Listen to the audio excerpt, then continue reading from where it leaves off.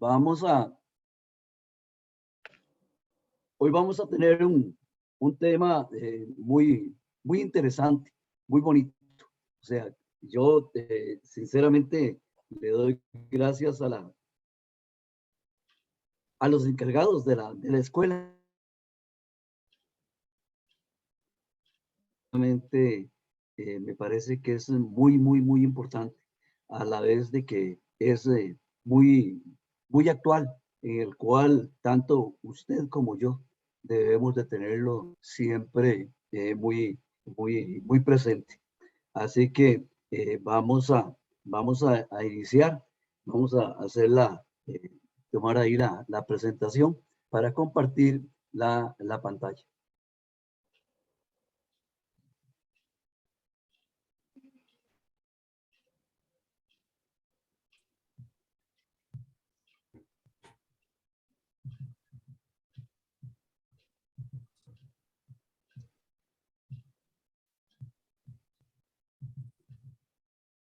No sé si ahí están viendo lo de la pantalla.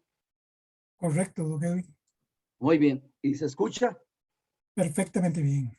Muy bien. Entonces, una vez más, mis hermanos, bienvenidos.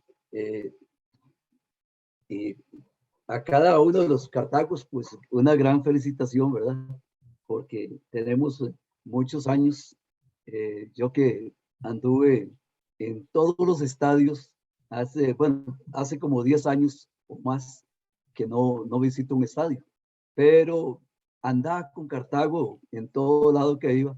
Y bueno, ayer se dio todo eso en el momento del Señor. Así que eh, hay que disfrutarlo. Y como decía William, de que siempre habrán cosas de que son importantes, son muy importantes tomarlas en cuenta. Entonces, vamos a...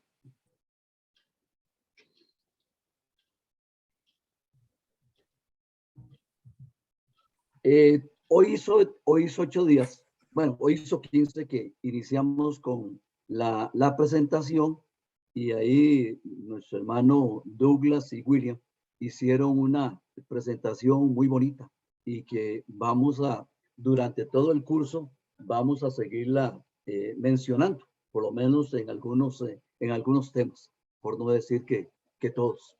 Y hoy hizo 8 días, nuestra hermana Tatiana nos compartió un tema muy bonito. El tema que nos dio Tatiana fue el plan de Dios y la estrategia de Jesús. Y acá, entonces, Dios quiere que todos los hombres se salven. Eso es, el Señor no quiere que nadie se pierda. Por el contrario, más bien por eso es que envía a su Hijo.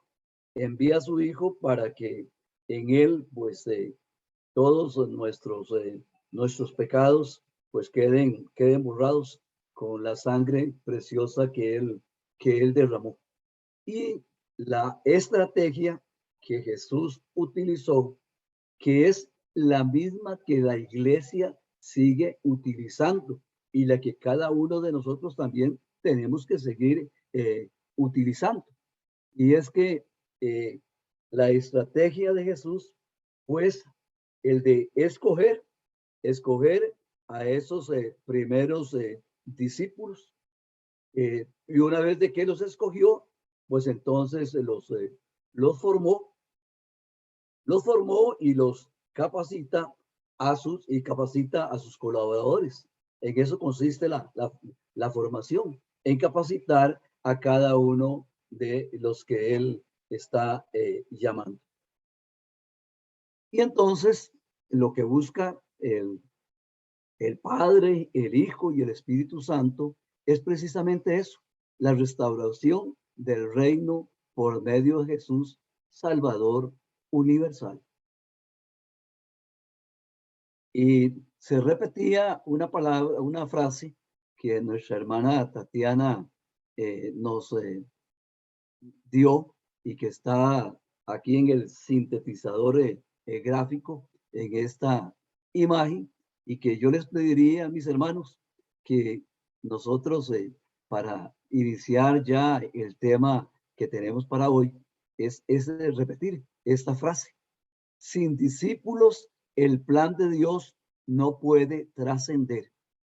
Tal vez si abre los micrófonos, ¿verdad? Para que todos repitamos esta frase. Sin Sin discípulos, discípulos, Sin discípulos, el el plan, el plan de de el Dios Dios plan de no Dios puede no puede trascender. trascender. trascender. ¿Y quiénes son los discípulos? ¿A quiénes está llamando el Señor? Está llamando a cada uno de nosotros, ¿cierto? Nos está llamando. ¿Por qué? Porque entonces, si usted y yo somos discípulos del Señor, pues entonces el plan de Dios, que es que ninguno se pierda, que ninguno nos perdamos, que todos lleguemos a obtener esa vida eterna por la sangre derramada por Jesucristo, entonces solamente así puede trascender. Muy bien, mis hermanos, eso es lo que nuestra hermana Tatiana nos habló en ese tema tan bonito. Y hoy entonces también tenemos un tema maravilloso y le pedimos al Espíritu Santo, porque Él conoce nuestras debilidades, Él conoce nuestras limitaciones y no podemos ser muy claros o no podemos ser tan claros como quisiéramos, pero que el Espíritu Santo, que es el maestro por excelencia, que venga y que sea Él el que vaya a tomar control de esta enseñanza y que cada uno de nosotros le podamos abrir el corazón para que esa palabra quede en lo más profundo de cada uno de nosotros. Bien, mis hermanos, entonces,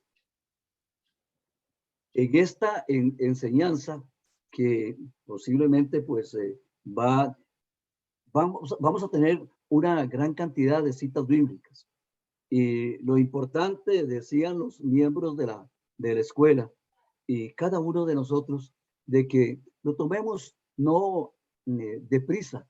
O sea, la enseñanza, la formación debe ser muy sistemática, muy pedagógica, en el cual entonces nosotros pues no vamos a estar a la carrera, sino que tomarle, disfrutar, como a veces menciona nuestro hermano William, disfrutar de la enseñanza, disfrutar de escudriñar la palabra de Dios. Por eso es un poco diferente cuando se está dando, digamos, un tema, no una formación como es la que estamos recibiendo. Entonces, y que a veces se ocupa una o dos citas bíblicas, qué sé yo. Bueno, no sé, eso depende del predicador. Pero como es una formación, entonces vamos a tener más de una cita bíblica. Y yo les pido, por favor, como decía mi hermano William, de que ojalá pues participemos, que tengamos ahí la palabra de Dios y entonces podamos participar leyendo la palabra de Dios. Entonces, este primer tema es el maestro y el discípulo. Y ahí vemos en la imagen de que Jesús está sentado, pero a su alrededor están esos discípulos que él llamó, que él llama y que sigue llamando en cada momento. Entonces, él se sienta para enseñar y los que están también alrededor también. Por ahí dicen que también que nosotros los católicos pues a veces somos muy quitados para la formación. Y es que debemos de sentarnos. Es decir, que el católico debería tener unas buenas sentaderas. ¿Para qué? Para estar sentados a los pies del maestro, para poder escucharlo y para poder aprender de él y tener esto, podamos sentirlo, podamos vivirlo, que eso es lo más importante. Entonces, por acá tenemos esto de que nos hablaba William y Douglas sobre esa motivación. Sigamos afilando el hacha. Y eso es lo que cada uno de nosotros tenemos que hacer en cada una de estas formaciones, pues definitivamente podamos seguir afilando el hacha. Recuerdan de que Pedro el primer día estuvo de igual condiciones, la misma cantidad de árboles cortados con Juan, pero luego se va viendo con los días y cada vez más bien Pedro, que era más fordido, más fortachón, más experiencia para cortar árboles, pues entonces definitivamente la cantidad de árboles cortados en el día cada vez más bien iba disminuyendo. Y Juan, pues ese sí mantenía, todos los días mantenía la misma cantidad de árboles cortados. Y cuando ya Pedro dice, ay, pero ¿qué es esto? ¿Cómo es posible si él se va a descansar, se va a ver tal cosas y yo me quedo aquí y más bien en lugar de avanzar, más bien estoy retrocediendo? Y a lo último, Juan le dice cuál fue el secreto.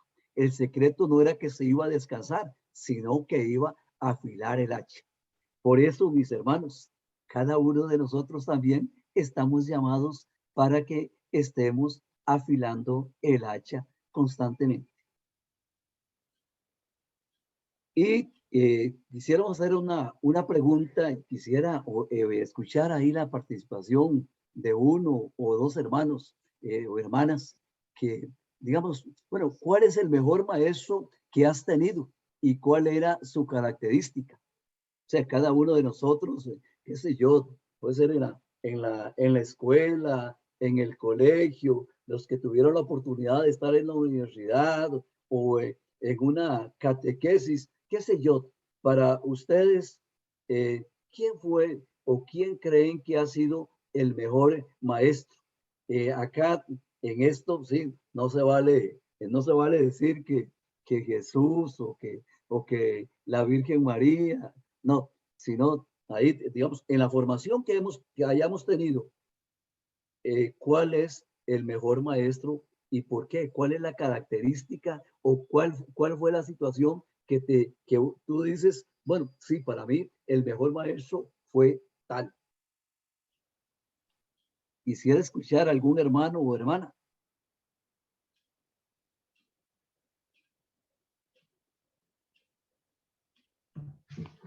Yo les quiero decir, Ajá, sí, adelante. bueno, mi mejor maestra fue mi mamá, Qué bueno, qué bonito. Ajá. porque siempre me enseñó con el ejemplo y de buena manera, con Qué lindo. amor.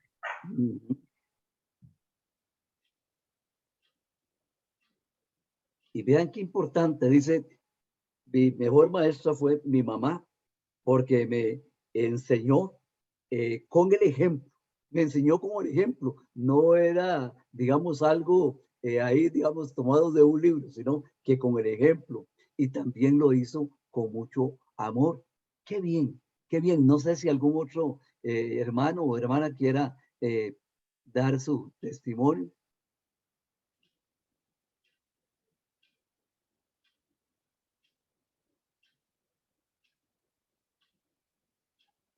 Don Edwin, buenas noches. Buenas noches, bendiciones. En mi caso, pues tuve varios, ¿verdad? En la escuela, en el colegio, pero recuerdo una con mucho cariño del Coao, de una profesora que, aparte que tenía vocación, ¿verdad? Porque para enseñar hay que tener también vocación. Ella era muy humilde y muy espiritual, entonces, a pesar de que no era una carrera que tuviera que ver directamente con Dios, ella nos transmitía mucho el amor y la fe a Dios. Qué lindo. Qué bueno, muchas gracias, mis hermanos. Sí, yo también yo recuerdo que en la escuela, bueno, es que ustedes son muy jóvenes, pero los que ya cargamos canas o no tenemos canas porque no tenemos pelo, recuerdo de que había un grupo grupo que me tocó, pues era bastante tremendo, pero el mejor portado, el mejor portado era yo. Y la maestra pues me quería mucho. Y entonces ahí decía, ah, no, es que es el chineado ahí de la maestra y esto. Y no era porque yo le llevaba, porque no teníamos como llevarle una manzana, llevarle un confitito, no, sino entonces porque era el más portado y también porque era el más cumplidor de las tareas, qué sé yo. Y entonces ella me motivaba mucho. Me motivaba y me decía, mire, Edwin, usted tiene que seguir adelante, usted no puede quedarse, porque yo trabajaba con mi papá en la hortaliza y bueno, que ahí también fue un maestro para mí, pero ahí me decía, no, no puede quedarse trabajando así en la hortaliza, tiene también, eso no es que sea malo, sino que tiene que trascender un poco. Y entonces ella me motivó mucho. Me motivó mucho y cuando ya salí de sexto, porque tuve varios años con ella, cuando salí de sexto, me dice, mire, me regaló, bueno, que lo guardé como un tesoro, pues después no sé qué se me hicieron, un juego de plumas en ese momento, y entonces lo tenía ahí pues, bien, bien, porque dice, no, porque esto le va a servir a usted para el colegio. Muy bien, y entonces, pues, para no cansarlos, pues definitivamente todos hemos tenido algún maestro que lo recordamos por X situación, por X característica que víamos en él. Muy bien. Y ahora vemos la relación maestro-discípulo. Y vean qué importante. Acá tenemos esta palabrita que la puse ahí en amarillo, que dice la relación. La relación que tiene que haber entre el maestro y el discípulo. No es que el maestro va a estar como anteriormente se tenía como el maestro allá en un pedestal y el discípulo ahí, qué sé yo, nada más quedito ahí poniendo atención. No, sino que tiene que haber una relación entre el maestro y el discípulo. ¿Por qué? Porque solamente así se puede aprender. Cuando hay amistad, cuando hay armonía, cuando hay, como decía mis hermanas, con ese amor que la mamá las enseñaba o con el ejemplo. Y entonces es porque hay una relación muy íntima entre el maestro y el discípulo. Entonces, es muy importante tener esto muy presente. Y a veces este tema ha sido quizás un poco olvidado en la iglesia, pero es de suma importancia. Es de suma importancia de que siempre el maestro tenga una relación con el discípulo. O sea, no puede haber, bueno, de que el maestro por un lado y el discípulo por otro. Porque si no, decía la hermana al inicio, que eso es importante porque la mamá predicaba con mucho amor, pero sobre todo con el ejemplo. Y entonces eso es lo que cada uno de nosotros tenemos que tener. A veces se dan las enseñanzas en la iglesia y bueno, desde allá, desde el púlpito, qué sé yo, y entonces, y punto. Pero tiene que haber también esa relación. Y a veces también lo vemos nosotros cuando al finalizar la misa, al finalizar la Eucaristía, el sacerdote dice, bueno, dice, ahora espérense, voy a salir primero para ya saludarlos y despedirlos en la puerta. Y qué bonito, ¿por qué? Porque entonces se siente como esa relación, esa compenetración de el sacerdote, en este caso, en este ejemplo, con los feligreses. O sea, que no estén, sea muy como que haya una barrera entre el discípulo y el maestro, o entre el sacerdote y el feligrés. Por eso es muy importante esta relación. Y vean qué bonito, porque cuando se inició con la historia en el primer curso que dimos este año, la historia de la salvación y que después ya se comenzó a hablar de la sinodalidad, ¿recuerdan? En el cual nos decía, bueno, que ese caminar juntos y el que viene a darnos más sobre ese caminar juntos desde un inicio ya la estrategia, como vimos hoy 8 días, la estrategia de Jesús fue buscar esos discípulos. Buscar esos discípulos ¿para qué? Para que estuvieran con él, para formarlos, para capacitarlos. Y entonces, en esta sinodalidad, Jesús es el que nos da el primer ejemplo. Y entonces, dice Jesús, desde el inicio de su misión, busca caminar junto a sus discípulos. Busca caminar juntos, pero no solamente lo busca Jesús, sino que también los discípulos buscan al maestro. ¿Para qué? Para formar esa gran comunidad. Esa comunidad que usted y yo tenemos que estar. No podemos, o sea, no puede haber un católico o que se diga católico si es un francotirador, o sea, que anda solo ahí, como el alma es, no sé, sola, no sé, pero que es importante esto, ¿verdad? De que en este camino sinodalidad que nos está llamando el Papa, es importante tener presente que está esa connotación, esa unidad de caminar junto con el maestro. No podemos decir, bueno, sí, es que yo estoy acá, mi hermano está por otro lado, cada uno tirando flechas a lo loco. No, sino que se tiene que tener un objetivo. Y el objetivo, si estamos con el Señor, ahí lo tenemos muy claro y podemos trabajar juntos. Y el Señor lo dice en su palabra. Sin mí no podéis hacer nada. Si nos separamos, si la rama se separa del tronco, definitivamente, ¿qué va a pasar? Se va a secar. Esa rama se va a secar. Por eso es que debemos de estar unidos en esta sinodalidad. Y entonces, eso es lo que hoy precisamente es el objetivo el objetivo de ese tema, es eso, ese maestro y ese discípulo deben de caminar o debemos de caminar juntos.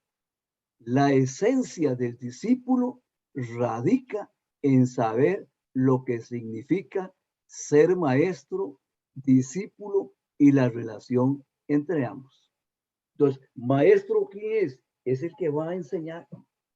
En algunos momentos, tú en tu vida, ya sea como padre de familia, como madre de familia, como profesor, como maestro, no sé, no es que tenga que tener ahí, bueno, es que tengo acá un certificado, un diploma que me está acreditando como maestro.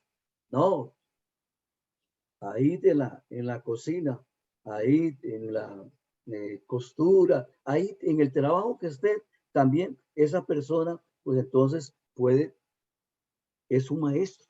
Es un maestro, ¿por qué? Porque está enseñando a otros. Pero también el discípulo, cada uno de nosotros también tenemos que ser discípulos. O sea, todos hemos sido y tenemos que seguir siendo discípulos. Entonces, el discípulo a los pies del maestro, el maestro enseñando, pero que haya entonces esa relación entre ambos. No sé si me estoy dando a entender. Y en Aparecida, nada más que para que recordemos, lo tenemos ahí presente, ¿verdad? Que Aparecida en el año 2007, los obispos de Latinoamérica reunidos allá, precisamente en Brasil, en Aparecida, ahí se llevó esa conferencia de todo el continente latinoamericano. Y entonces ahí salió un documento muy lindo que se llama así, el documento de Aparecida. Y precisamente en el numeral 384, los obispos dicen lo siguiente. Ahí lo vamos a leer. No sé si algún hermano o hermana quiere ayudarme a leerlo.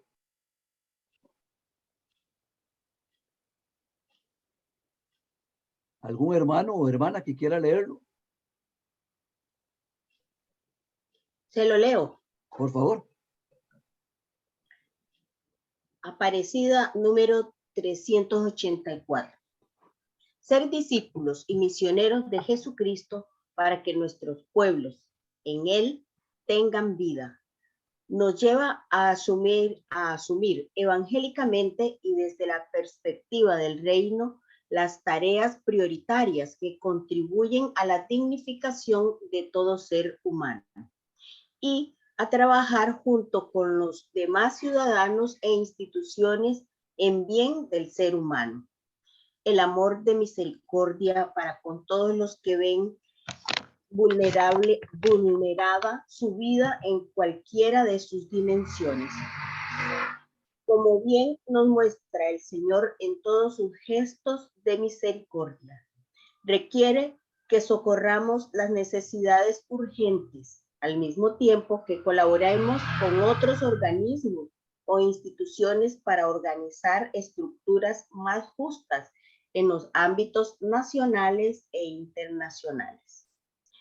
Urge crear estructuras que consoliden un orden social, económico y político en el que no haya inequidad, o sea, injusticias, y donde haya posibilidades para todos.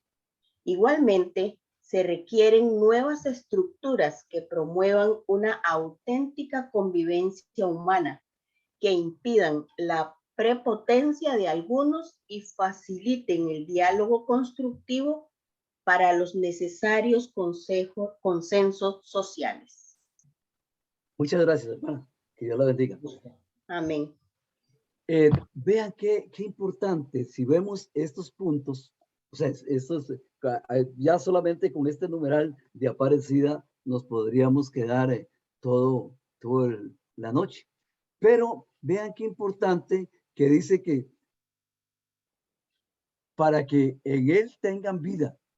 Y nos llama, o sea, porque todo, si nosotros vemos acá todo este contexto, vemos también que ahí prácticamente nos está hablando de qué, de la sinodalidad, o sea, de ese trabajar juntos, que hayan estructuras más justas, que se ayude, que hayan esa estructura desde el orden social, económico y político, y que trabajemos ahí al inicio, en el tercer renglón, dice que contribuyan a la dignificación de todo ser humano y a trabajar juntos. ¿Y qué es lo que nos habla el Papa al hablarnos de la sinodalidad?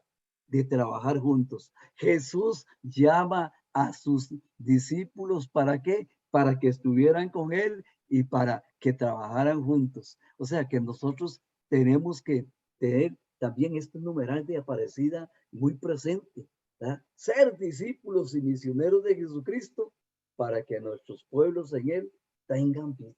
Qué lindo, ¿verdad? Qué lindo, pero sigamos avanzando porque si no nos quedamos acá. Y vamos a ver acá unas diferencias entre los discípulos diferencias o más bien, perdón, los discípulos en la época de Jesús. Y vamos a ver algunas cosas en las cuales nosotros decíamos, bueno, pues en ese tiempo, ¿cómo eran las instituciones educativas? ¿Cómo estaban estructuradas? ¿Qué programas habían? ¿Cuáles eran la biblioteca? ¿Dónde? O sea, todo esto vamos a ver porque estamos si lo vemos desde la mentalidad actual nuestra, entonces vemos, bueno, que no, que es que la institución o el ministerio, por ejemplo, de educación pública, pues ya tiene todo debidamente estructurado. Y entonces decimos, bueno, el niño en sus primeros, qué sé yo, está el preescolar, y luego, digamos, el kinder, el primero, el segundo, y cada uno de los años, pues entonces tiene su debida estructura.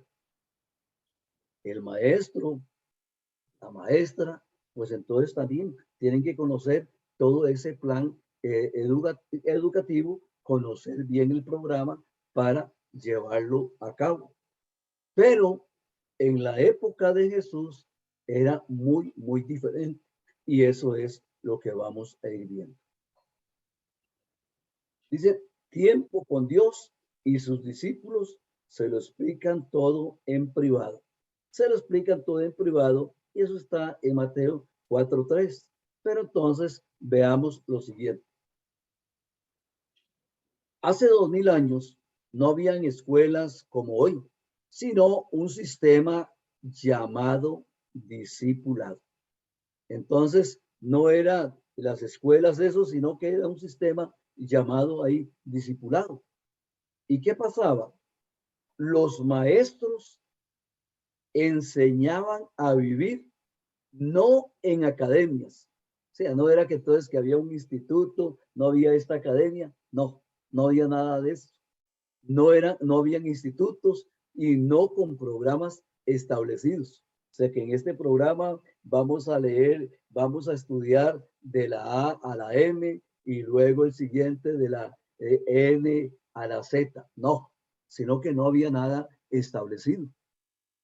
Pero vean qué importante. Dice que enseñaban, como esos maestros enseñaban orando, trabajando, estudiando, es decir, haciendo. Y aquí puse entre paréntesis este método activo, en el cual había un tipo ahí de enseñanza en este método activo, en el cual se decía, bueno, el primer paso era que el maestro explicaba y hacía. Explicaba y hacía. Eso es lo que hacía el maestro o el profesor o instructor, no sé, el nombre que usted le quiera dar. Entonces, él decía y hacía. Pero luego venía el otro paso que consistía en que el discípulo hacía y el maestro o el profesor decía. Entonces, el maestro ya había dicho, ahora vuelve a decir, ¿para qué? Para que el alumno lo fuera haciendo o el discípulo lo fuera haciendo. Y en el tercer paso, pues entonces ya tanto el discípulo así decía y hacía y el instructor supervisaba. Entonces, ahí sí, porque entonces toda la enseñanza iba a ser muy, muy compacta, iba a ser muy compacta. Entonces, en el tiempo de Jesús, los maestros que habían en ese tiempo, pues enseñaban su forma, cómo vivir. Y por eso el discípulo aprendía a integrar armónicamente todo lo que veían del maestro. Y el discípulo entonces vi ahí sus pensamientos, unía sus pensamientos con sus sentimientos. Eso es lo que hacía el discípulo, unir esos pensamientos con sus sentimientos. ¿Por qué? Porque tenía el maestro a la par y entonces todo lo que él observaba, cómo estaba el maestro, cómo era cómo era él, cómo se comportaba, pues también entonces con el ejemplo que el maestro estaba dando, así estaba actuando o así iba a actuar el discípulo. Y el maestro unía su pasado con su futuro. Entonces también el discípulo, eso es lo que hacía. También unir ese pasado con su futuro. O sea, tener una mirada más al futuro. hoy me pasaba precisamente un mensaje, ¿verdad? De que por qué los vehículos, el parabrisas de adelante es más grande que el parabrisas de atrás. Y es que es importante, ¿por qué? Porque la mirada que debemos de tener hacia el frente, con esa esperanza, mirando hacia el futuro y olvidándonos, no del todo, porque siempre es importante recordar ahí el pasado, pero entonces uniendo el pasado con el futuro, teniendo esa mirada proyectada hacia el venir, el porvenir, qué sé yo. Y sus deseos, también entonces el discípulo aprendía a tener esos deseos de él con que estuvieran unidos con el plan de Dios, no trabajando por separado, sino que todo estuviera bajo el plan de Dios. Entonces está unido lo externo con lo interno, personal, comunitario y social. O sea, tenía todos esos aspectos, ¿verdad? No solamente trabajar en lo personal, sino también en la comunidad o en todo lo comunitario y también en lo social. Vean que tenemos acá entonces todo un panorama, no solamente entonces lo mío, sino lo nuestro, que es trabajar ese comunitario y trabajar en el aspecto social. Entonces no podemos hacernos tampoco como decimos, de la vista gorda, de que si mi hermano está, o el vecino, qué sé yo, un pariente está sufriendo, pues ahí que él se la juegue como pueda. No, sino también entonces unir eso externo con lo interno y ver entonces también el aspecto social. Se vivía con el maestro para aprender de él, con sus criterios y valores. Entonces, el discípulo iba a vivir, iba a actuar de acuerdo con las enseñanzas que el maestro le daba con su ejemplo. Y habían entonces varios, o sea, muchos maestros, pero entre ellos ahí como ejemplo dice que está Hillel, Shammai, Gamaliel.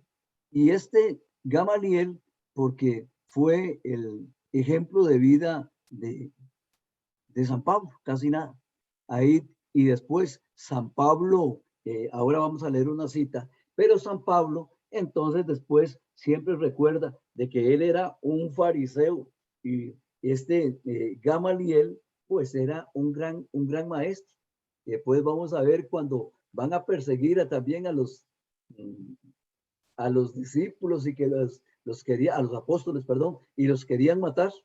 Y entonces ahí Gamaliel, que era un gran maestro, era muy reconocido, muy respetado, y él dice, no, déjelo, si las cosas son del hombre, por sí solas van a desaparecer, pero si son de Dios, pues no pueden luchar contra ellas. Entonces, es importante esto. Habían grandes maestros, habían maestros en el cual entonces se decía, no, yo quiero ser maestro de Gamaliel, o yo quiero ser maestro perdón, yo quiero ser discípulo de Gamaliel, o yo quiero ser discípulo de Ernesto, yo quiero ser discípulo de Douglas, no, o sea, ahí en ese momento, pues sí, el discípulo buscaba al maestro que él decía, no, con él sí voy a aprender o quiero seguir este sentido de vida o estos valores de este maestro. Pero vamos a ver entonces las diferencias entre un maestro de la época y el maestro Jesús. Jesús maestro. Ahí tenemos en la imagen el maestro de los maestros. Y el maestro de los maestros, ¿cómo se llaman, mis hermanos? ¿Cómo se llama el maestro de maestros? Jesús. Jesús. Jesús es el maestro de maestros. Qué bien. Y tomamos la palabra de Dios. No sé si me ayudan. Son varias citas bíblicas. Entonces tomemos ahí San Juan capítulo 13, versículo 13. El que lo tenga, por favor, y me ayuda. San Juan capítulo 13, versículo 13.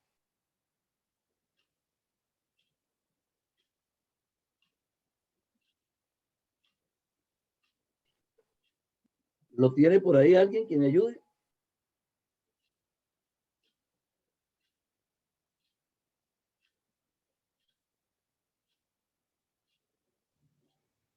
¿Nadie? Juan 13:13 dice, ustedes me llaman maestro y señor y tienen razón porque lo soy. Palabra de Dios.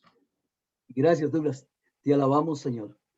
Entonces, Jesús, uno de los títulos que sí él acepta, ya lo vimos en la palabra, entonces dice que es que cuando lo llama maestro, dice, sí, bueno, él no se negaba o él no decía que no era maestro, sino que es uno de los pocos títulos que él, perdón, que él acepta.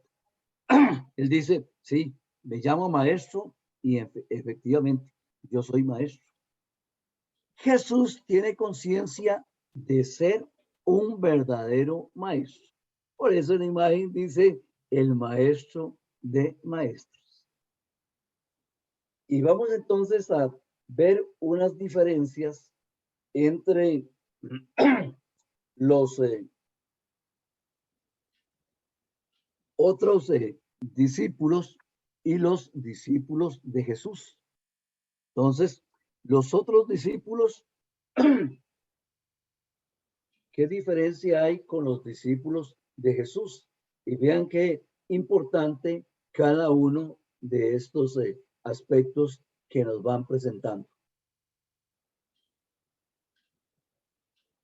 Los discípulos, bueno, en los otros discípulos, seleccionaban a su maestro. Entonces, yo quiero ser maestro de Shammai, o yo quiero ser maestro de Hillel, o yo quiero ser maestro de, qué sé yo, de Margot, o quiero ser, perdón, quiero ser de que yo busco como mi maestro a Margot, que yo busco como mi maestro a Douglas, que yo busco como mi maestro a Ernesto, qué sé yo, sino, o sea, porque entonces yo voy a escoger, soy yo el que voy a escoger al maestro que yo quiera.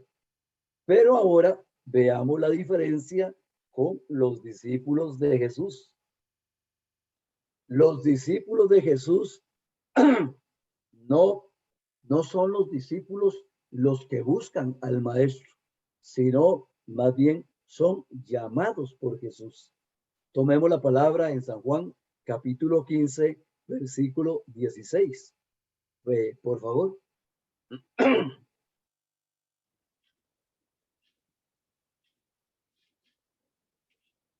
No me dejen solo. San Juan, capítulo 15, versículo 16.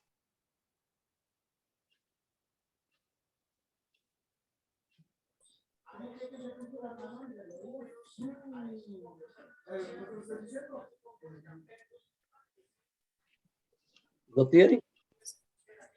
San Juan 15, 16, don Edwin. Ajá, por favor.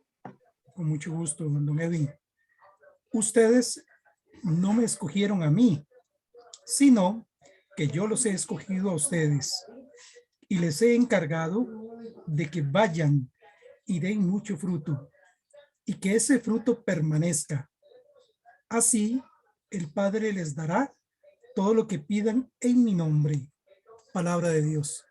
Te alabamos, Señor. Entonces,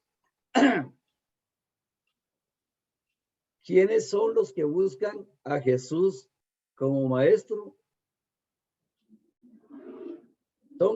¿Son los discípulos los que buscan a Jesús como maestro o es el maestro el que busca a sus discípulos? Les pregunto. El maestro es el que los busca. Claro, Es el maestro. Eso es lo que nos está diciendo la cita. Gracias, Dula. Sí, es el maestro el que está buscando, es el que está llamando, es el que él los busca. No, no son los discípulos, como en el caso de los otros discípulos. Veamos otra diferencia. San Pablo, entonces, que tuvo como maestro a Gamaliel, ahí fue por un tiempo determinado que estuvo con él ahí, y cuando ya se sentía debidamente formado con su forma de vivir, su forma de pensar, su forma de actuar, pues entonces ya se despedía del maestro y se iba por otro rumbo. O sea, seguía por otros caminos. Muy bien, eso era en el caso de los otros discípulos. Pero vean qué importante y qué bonito. Los discípulos de Jesús serán por un tiempo temporal, será por un poco tiempo.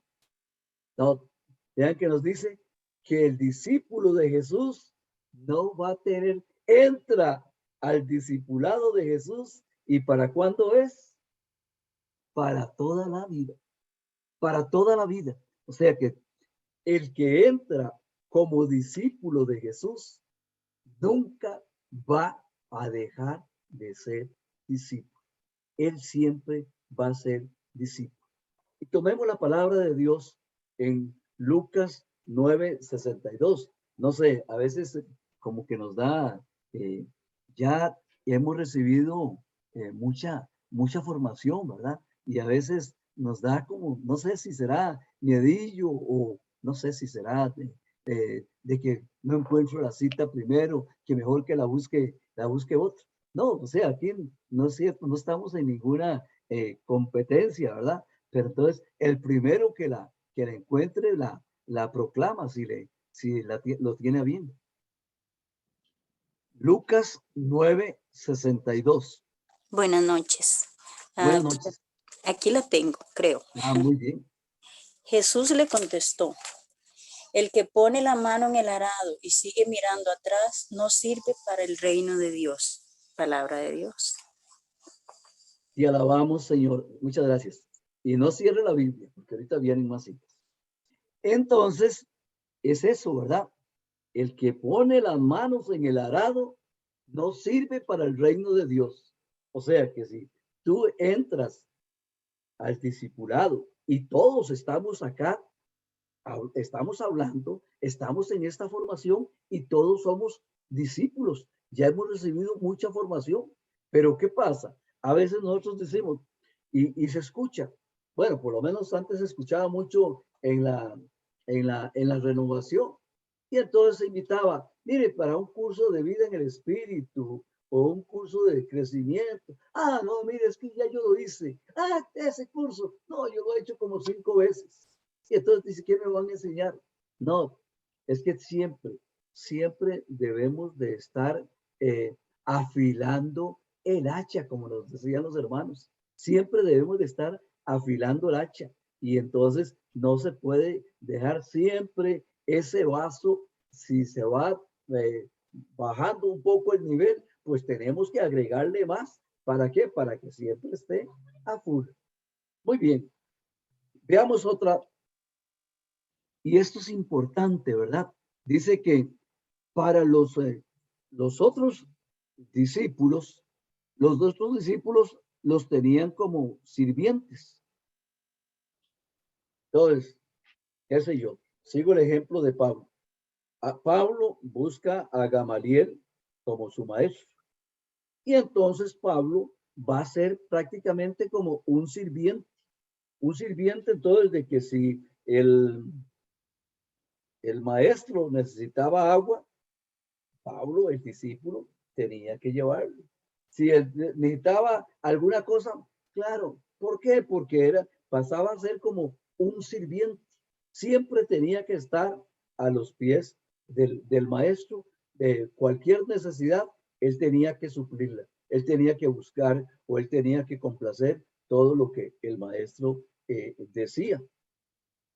Incluso se dice que en ese tiempo, o sea, pasaba casi a ser como un esclavo, casi a ser como un esclavo del maestro, que la única diferencia que había entre un discípulo de estos maestros y un discípulo y un esclavo era que el esclavo tenía que lavar los pies al Señor, o sea, a su Señor, a su maestro, mientras que ya el discípulo no, pero eso era la única diferencia. Lo demás es todo lo que hacía el esclavo tenía que hacerlo el discípulo, menos, dice que menos era lavarle los pies. Pero vean qué lindo esta otra parte. Vean qué bonito que nosotros que somos discípulos de Jesús, dice que Jesús no nos llama sirvientes, sino que Jesús nos llama amigos. Jesús nos llama amigos. Y les decía, mis hermanos, no cierren la Biblia. Tenemos San Juan capítulo 15, versículo del 13 al 15. San Juan capítulo 15, versículo del 13 al 15. Del 13 al 15 dice: el amor más grande que uno puede tener es dar su vida por sus amigos. Ustedes son mis amigos si hacen lo que yo les mando. Ya no los llamo siervos, porque el siervo no sabe lo que hace su amo. Los llamo mis amigos, porque les he dado a conocer todo lo que mi Padre me ha dicho. Palabra de Dios. Y alabamos, Señor. Muchas gracias, mi hermana. Mucho gusto. Entonces, ¿qué dice Jesús? Yo no los llamo siervos, porque los siervos no saben lo que quiere el amo. Yo no los llamo siervos, sino que yo los llamo amigos. Y no hay amor más grande que el que da la vida por sus hermanos, por sus amigos. Qué lindo, ¿verdad? Qué diferencia entre esos discípulos y los discípulos de Jesús. Sigamos adelante. Entre otros, si había una mujer o había claro, estamos hablando en esa época, ¿verdad? Entonces, que las mujeres se tenían ahí rezagadas. Solamente los hombres, y los hombres ya después de cierta edad, después de los 12 años, qué sé yo. Y entonces, dice, no sé, en esos maestros no se aceptaban mujeres ni niños, no se aceptaban, sino que ya tenían que ser adultos. Pero vean en el caso de los discípulos de Jesús, que dice, sí admite mujeres y niños. ¿Quiénes seguían a Jesús? Ahí entonces, aquí no vamos a leer ahí las citas bíblicas para seguir avanzando un poquito, pero es lindo, digamos, ahí las tienen, que tal vez si pueden tomar nota y después ver ahí que sí, que Jesús sí admite mujeres y niños. Dejad que los niños vengan a mí, porque de ellos es el reino de los cielos. Y menciona una gran cantidad de mujeres. En el apostolado o en la misión de Jesús, llama grandes colaboradoras que siempre estaban a los pies del maestro. Así que es importante también, ¿verdad? Esta otra característica o esta otra diferencia entre un maestro y el maestro Jesús, o un discípulo de los otros maestros.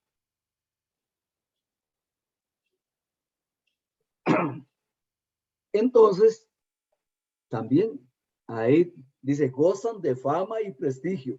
Porque yo puedo decir, no, mire, yo soy, mi maestro fue, que en paz descanse, digo yo, el padre José Manuel Cordero, y que muchos hermanos también tuvimos la oportunidad de estar recibiendo sus enseñanzas. Y entonces, pero gozan de fama porque estuvieron con el padre Cordero, o es porque son, su maestro ha sido fulano de tal, qué sé yo. Y entonces, y tenían fama. Entonces decían, Pablo, Mire, yo estuve a los pies del maestro, del gran maestro Gamaliel, y entonces ellos se gozaban de eso. Pero vean en el caso de Jesús. En el caso de Jesús, ¿qué nos dice? Que ellos sufren persecuciones. Sufren persecuciones. Y vamos a leer esa cita del hermano que tenía ahí abierto en San Juan. Tal vez si nos puede ayudar con 15, San Juan 15:20.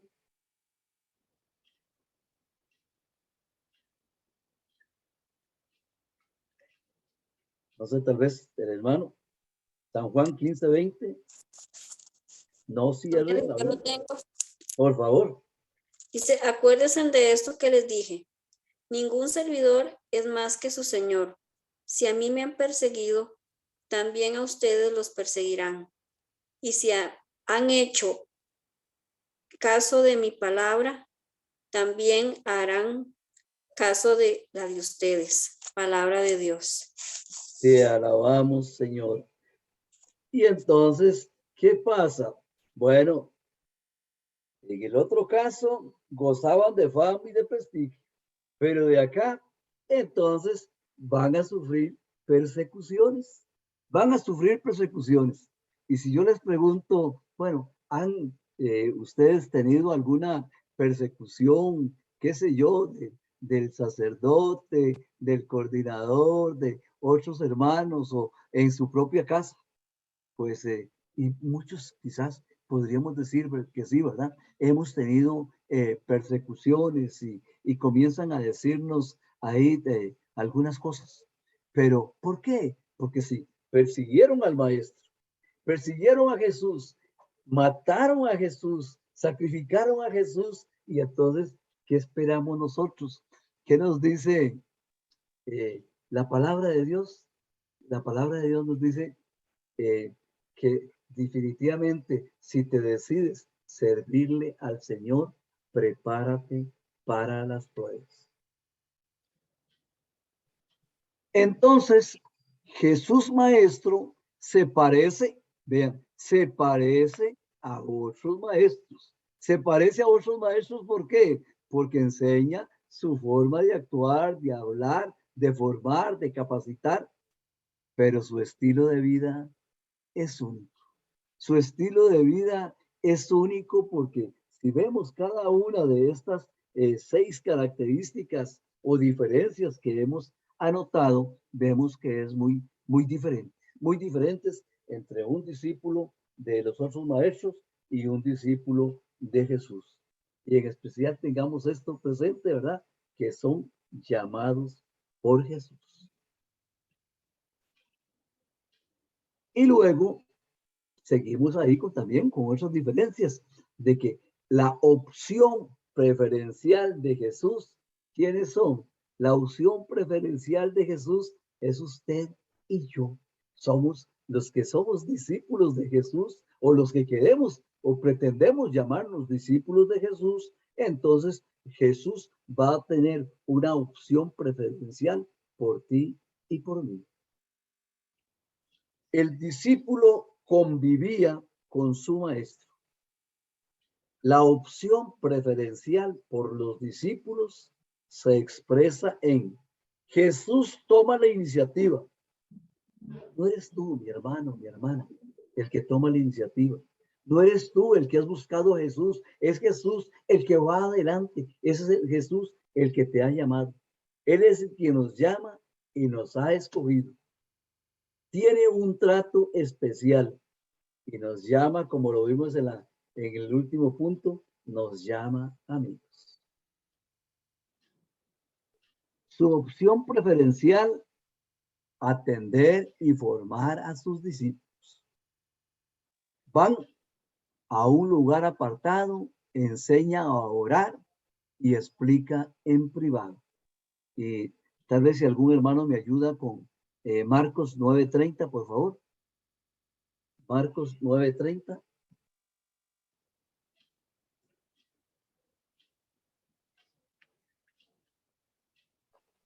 No tengamos miedo de hablar de leer la palabra de Dios, ¿verdad? San Marcos, capítulo 9, versículo 30.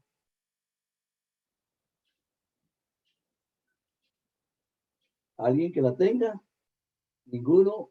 Aquí Sí. la tengo. Ah, Por favor, por favor.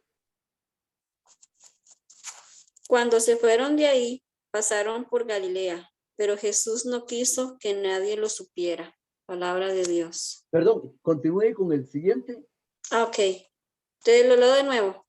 Ah, Cuando se fueron de ahí, pasaron por Galilea, pero Jesús no quiso que nadie lo supiera, porque estaba enseñando a sus discípulos. Les decía, el Hijo del Hombre va a ser entregado en manos de los hombres y lo matarán, pero 3 días después resucitará. Palabra de Dios. te alabamos, Señor. Entonces, esa opción preferencial de Jesús por sus discípulos, Él les quiere enseñar todo privado. Y cuando Jesús está enseñándoles a sus discípulos, Él lo que quiere es que ellos, o sea, que toda la atención esté puesta de ellos, esté puesta en Jesús, pero que nadie, ninguna cosa los vaya a distraer. ¿Por qué? Porque los que van a ocupar ese primer lugar en esa enseñanza son esos discípulos, son esos discípulos. Jesús no busca ahí enseñar a toda la muchedumbre. Es cierto que les predicaba la palabra a la muchedumbre, pero a los que los trata ahí con más cariño, el que les da toda esa formación, ¿a quién es? Son a sus discípulos que él ha llamado. Y lo primero que hace es llamar a sus compañeros. Eso es lo primero que hace, es llamarlos. Y llama, qué sé yo, a unos pescadores, a uno que estaba ahí cobrando impuestos, a un celote, a Judas, y comienza a irlos, a llamarlos. Él es el que los llama, ¿verdad? ¿Para qué? Para que estén, para que vayan a estar con él. Y vean qué importante el punto que sigue, tanto para ustedes como para mí, o sea, para todos. Dice, Jesús no pidió títulos ni certificados de buena conducta. Qué bonito, ¿verdad? O sea, si Jesús dice, bueno, nos hubiera pedido ahí, mire usted, para ser mi discípulo, usted tiene que ser ingeniero, usted tiene que ser doctor, usted tiene que conocer las escrituras, usted tiene que hacer esto, usted tiene que dar un buen ejemplo. No, Jesús no pidió nada. Incluso dice, ni certificados de buena conducta. Qué sé yo, si Jesús hubiera pedido certificado de buena conducta y cuando llama a Pedro y dicen, no me consta, ¿verdad? Pero dicen ahí que los pescadores, pues, a veces, pues, son ahí un poco mal hablados. Entonces, no hubiera llamado a Santiago, no hubiera llamado a Juan, no hubiera llamado a Andrés, a Pedro, que eran pescadores. No, Jesús no pidió títulos ni pidió un certificado de buena conducta. Como quizás lo hacían los otros discípulos, los otros maestros. Y entonces, sí, pues ellos también, es cierto que era el discípulo el que los escogía, pero el maestro, si había algunos asuntos, pues no los iban a aceptar como sus discípulos. Y Dios siempre da el primer paso. Tú estás en los caminos del Señor, estamos en los caminos del Señor, pero no somos nosotros los que hemos dado el primer paso, sino que siempre es Dios el que da el primer paso. Jesús se acercó a los pescadores, y les invitó. Jesús les invitó, o sea, pero vean que Jesús los invita, o sea, pero no es que los obliga. Jesús te ha invitado a ti, pero no te obliga. Si tú quieres seguirlo, lo sigues. Si no, pues Él te deja en paz. Pero Él sí se acerca para invitar. Entonces, ser un discípulo de Cristo significa, vean qué importante, pensar, sentir y actuar como Él. Ser un discípulo de Cristo, entonces, ¿qué nos decimos discípulos de Cristo? Pues entonces, eso significa que debemos pensar, sentir y actuar como Jesús. Quizás cada día, no sé, pienso que me falta tantísimo, tantísimo, tantísimo. Pero ¿qué pasa? Pero que siempre tenemos que estar a los pies del maestro. Siempre tenemos que estar afilando el hacha. Siempre tenemos que estar trabajando o estar en esta sinodalidad, estar con el maestro, caminar junto con el maestro. Y esto se logra a través de un largo proceso llamado discipulado.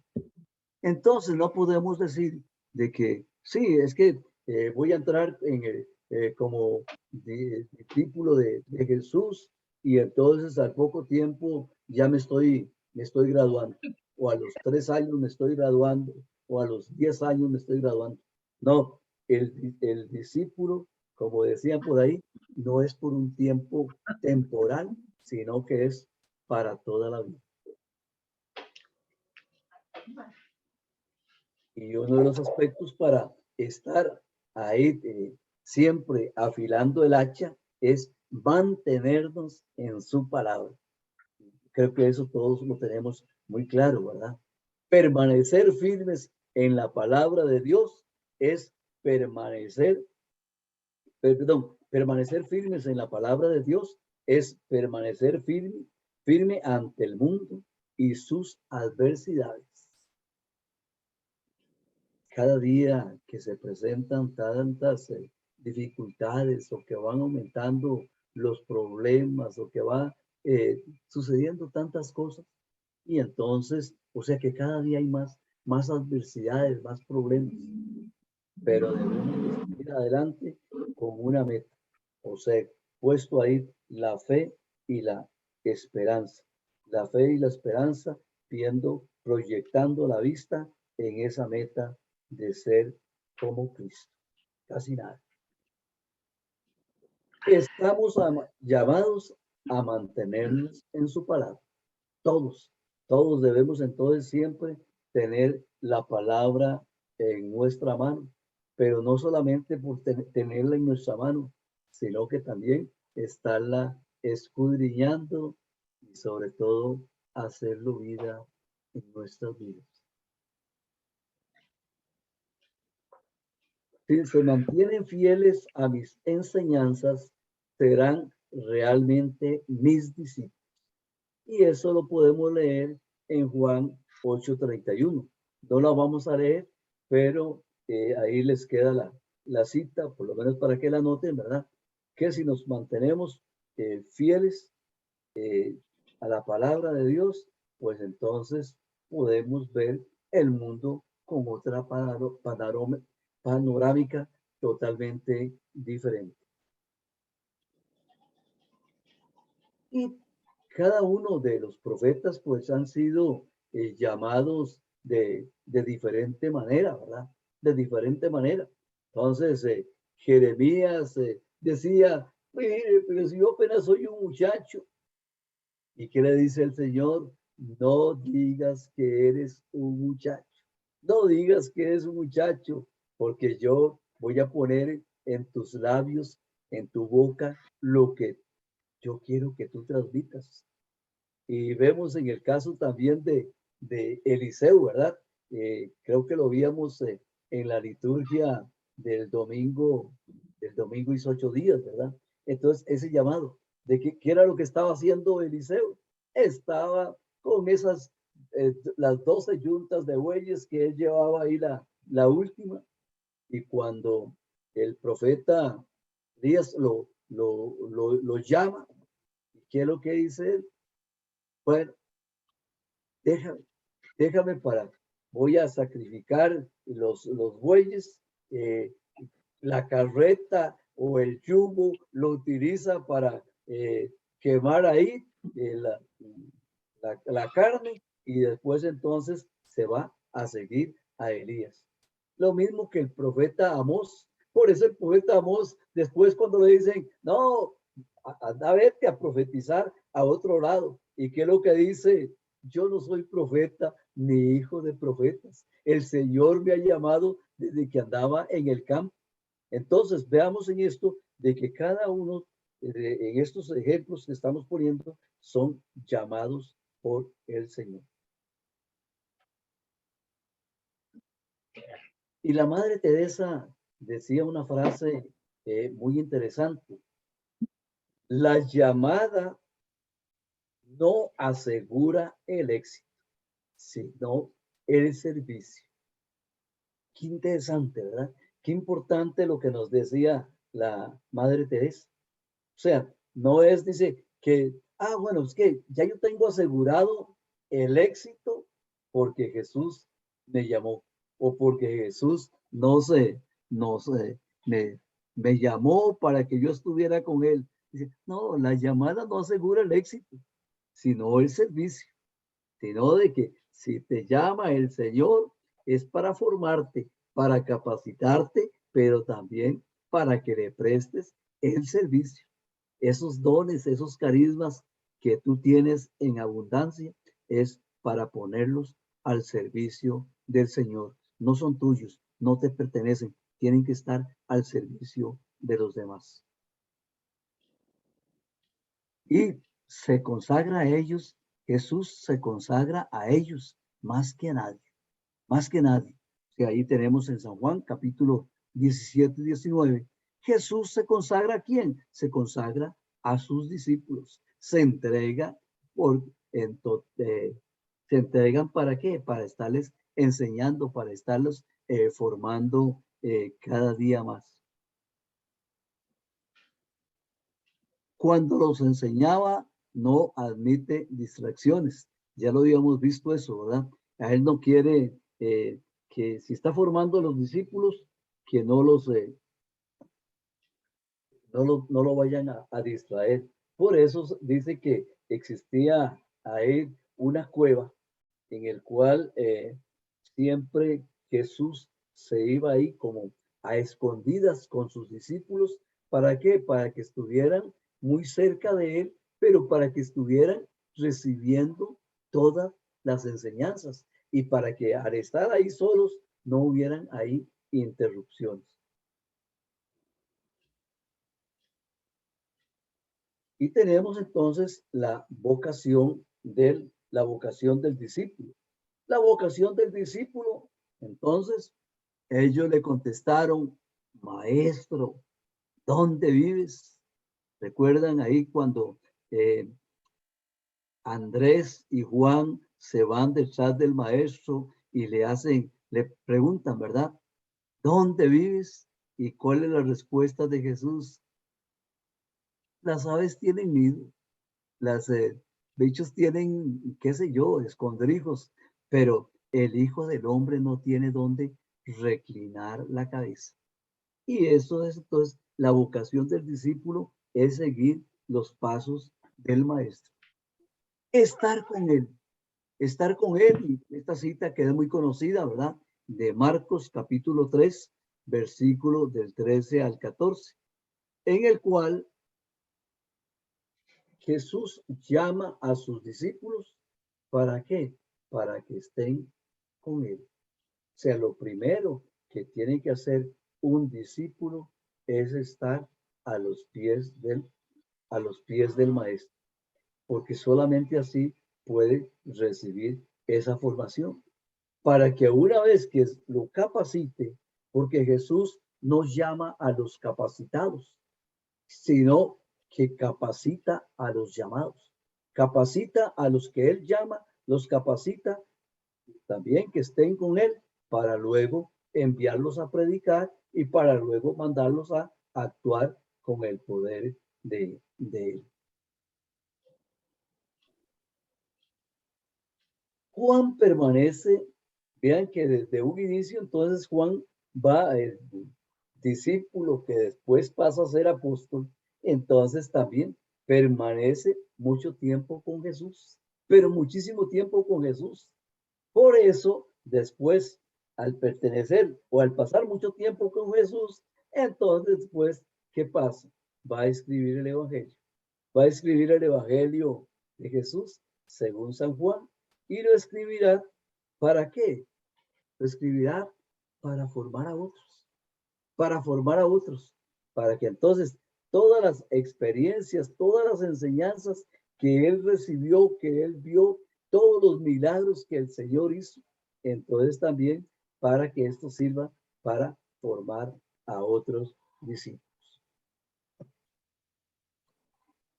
En San Juan, en el capítulo 15, qué lindo, ¿verdad? Todo ese capítulo, vean que ahí no estamos poniendo ningún versículo, sino que todo el capítulo 15 está diciendo la vid y los sarmientos, que es esa relación que debe haber entre el maestro y el discípulo. Padre, para que todos sean uno, como tú y yo somos uno. Y tantas, todo ese capítulo 15 que es bueno. Yo sé que todos lo hemos leído, todos hemos escuchado diferentes prédicas con respecto a este capítulo, pero siempre es bueno que nosotros lo estemos repasando y veremos de que el Señor, bueno, su palabra que es vivo y eficaz, siempre nos estará dando cosas nuevas. Y entonces nos dice en Marcos 13:14, primero estar con el maestro para luego hablar de él y evangelizar con el gran poder, con su gran poder. Y San Pablo siempre está a los pies de Gamaliel. Y eso es lo que decía en Hechos 22:3, ahí San Pablo hace una referencia con respecto a las enseñanzas o que él estuvo a los pies del gran maestro, a ese fariseo Gamaliel, que siempre él estuvo ahí y entonces por eso se podía gloriar, se podía llenar de orgullo de saber que había estado a los pies de un gran maestro. Pero después, cuando va camino a Damasco, se da cuenta que todas esas cosas se derrumbaron y que por eso pues él va a decir, todo lo tengo como estiércol, si no es con las enseñanzas del maestro. Y entonces todo lo tengo como estiércol. ¿Por qué? Al conocer al maestro, al conocer al maestro de maestros, al conocer al gran tesoro, entonces definitivamente todo lo tiene como basura. Y acá nos vamos a quedar acá, para efectos ahí ya del tiempo. Entonces, de hoy en 8, si Dios lo permite, vamos a entrar a la segunda parte, la meta del discípulo. Y yo les pediría, mis hermanas, mis hermanos, que tal vez si ustedes pudieran tener en esta semana, tal vez en una hoja ahí en blanco o en el cuaderno donde estás tomando ahí apuntes, y si tienes un compás o se lo quitas prestado al hijo o a la hija, y entonces vas a hacer tomar en el centro, en el puro centro ahí donde vas a poner la punta del compás, ahí vas a dibujar ahí una pequeña cruz y después vas a llenarlo de una serie de círculos. O sea, vas a poner ahí 8 círculos, o sea, de diferente tamaño. Entonces, el que va a estar ahí no sé si me explico, más cerca de la cruz, entonces va a ser un círculo más pequeño, el otro más grande, el otro más grande, el otro más grande, y que te quepan, que vayan a caber más o menos 8 círculos ahí en tu hoja o en el cuaderno, porque de ahí entonces también nos va a servir para hacer una pequeña dinámica. Así que, mis hermanos, por acá vamos a dejarlo a dejarlo hasta acá. Y entonces en la próxima entraremos, si Dios lo permite, con la meta del discípulo. Y vamos a hacer la oración.